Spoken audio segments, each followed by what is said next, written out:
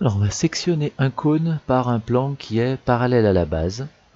Donc je déplace le plan, j'observe la section obtenue, et la section obtenue, eh bien, c'est un disque si mon cône est plein, c'est un cercle si mon cône est vide.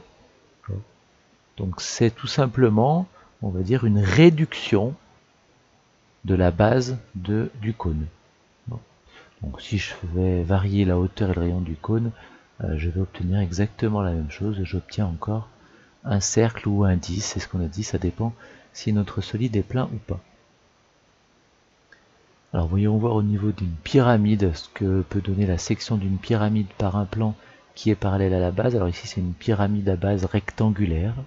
Là aussi je peux faire varier la longueur, je peux faire varier la hauteur, je peux faire varier la largeur de la pyramide. Donc laissons-la comme ça. Donc je rappelle, on sectionne notre pyramide par un plan qui est parallèle à la base. On déplace le plan et on observe ce que l'on obtient au niveau de la section. Et donc si on fait varier la position de notre plan, on obtient un rectangle. Donc on obtient une réduction de la base de la pyramide. C'est comme pour le cône. Le cône, on obtenait une réduction en obtenant soit un disque, soit un cercle. Et là, quand la base est un rectangle, au niveau de notre pyramide, on obtient pour la réduction un rectangle. Alors, voyons maintenant ensemble un exercice type sur une section de cône. Le cône de révolution Sicondre de sommet S a une hauteur SO de 10 cm, un rayon de base OA de 6 cm, soit O', le point du segment SO tel que SO' égale 7 cm. On coupe le cône par un plan parallèle à la base, passant par O'. Ce plan coupe la génératrice SA en A'. Donc je vous rappelle que la section d'un cône par un plan qui est parallèle à la base, eh bien c'est une réduction de la base. Donc ça veut dire que si la base ici pour nous c'est un disque, nous obtiendrons aussi ici un disque. Alors on doit déterminer le coefficient de réduction qui permet d'obtenir le petit cône. Alors le coefficient de réduction, on a vu ça dans un précédent chapitre. Pour déterminer un coefficient de réduction, il faut déterminer le quotient sur la longueur d'arrivée divisée par la longueur de départ.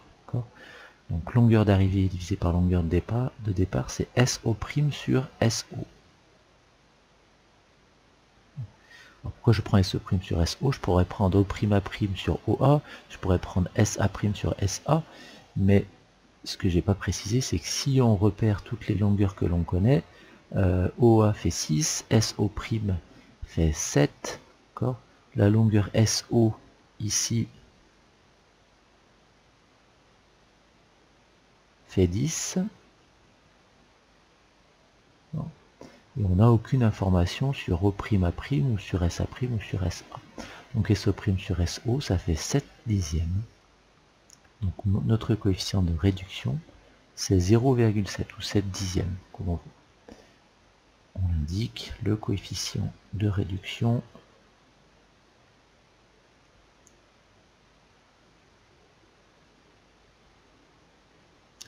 est 0,7. Deuxième question, calcule le volume du cône initial. Donne la valeur exacte en centimètres cubes, puis la valeur arrondie au centimètre cube. Déduisant le volume du cône réduit, donne la valeur arrondie au centimètre cube. Alors, on va calculer le volume du cône initial. Au niveau de la notation, je vais écrire volume, cône initial. Alors, pour calculer le volume d'un cône, je vous rappelle que la formule, c'est R de la base fois la hauteur divisé par 3. Bon. Donc, l'R de la base, ici, la base, c'est un disque. Donc, c'est pi fois rayon au carré. Donc, ici, le rayon, c'est OA. Pi fois OA au carré. Fois la hauteur du cône, ça veut dire SO, divisé par 3. On remplace par les valeurs des différentes longueurs. OA, ça fait 6. Donc pi fois 6 au carré fois 10 divisé par 3. 6 au carré, ça fait 36. 36 fois 10, ça fait 360. 360 divisé par 3, ça fait 120. 120 pi. Bon.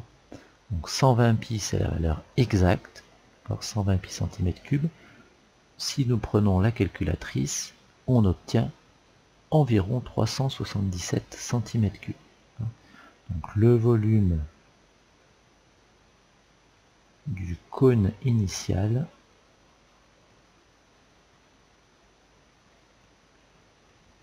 est de 120 pi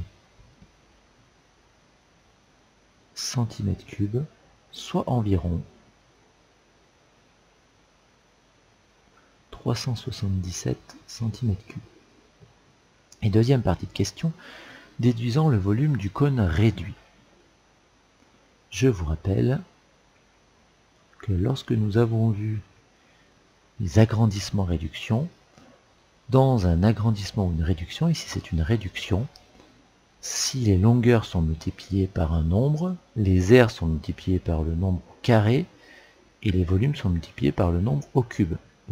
Donc quand je dis le nombre, c'est le coefficient. Donc je répète, ça veut dire que si on est dans une réduction de rapport 0,7, les aires sont multipliées par 0,7 au carré et les volumes sont multipliés par 0,7 au cube. Donc ça veut dire que le volume du cône réduit, c'est 0,7 au cube fois le volume du cône initial. Donc ça nous donne donc ici 0,7 au cube, ça fait 0,343 fois le volume du cône initial, 120 pi. Ce qui nous donne, je n'ai pas demandé, mais la valeur exacte c'est 41,16 pi, ce qui fait environ 129 cm3. Le volume du cône réduit est d'environ 129 cm3.